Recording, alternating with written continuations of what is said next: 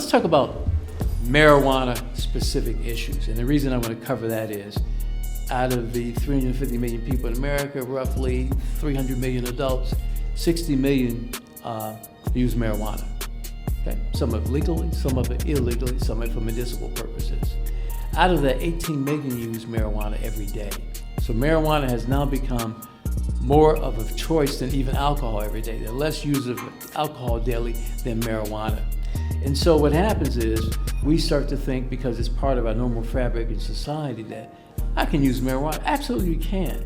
But you still, as I said earlier, you can't abuse marijuana, all right? Because it still can affect your work product, just like alcohol, okay?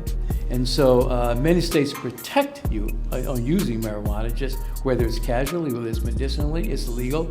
But again, you have to have a certain work product.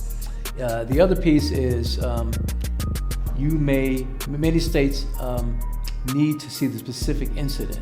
All right, so those are what I'll call the employer-friendly states, meaning that if it's linked to marijuana, you still need to see what the specific incident that occurred that made the employer question something. So whether it was infraction, whether you're on the manufacturing line and you messed up on the manufacturing, whatever that issue is, okay?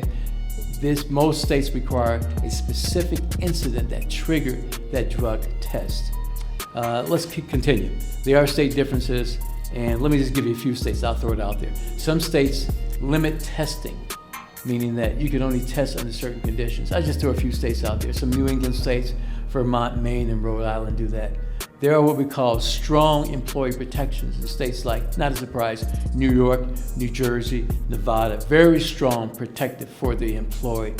And then of course there's states that favor employers. No surprise, a lot of states in the South, usually not union friendly, Texas, Florida, Georgia, and Alabama favor employers. So what I would encourage you to do is take a look at the specific states. So for employees, first thing first, whatever company you work for, get the drug policy, okay, and review it.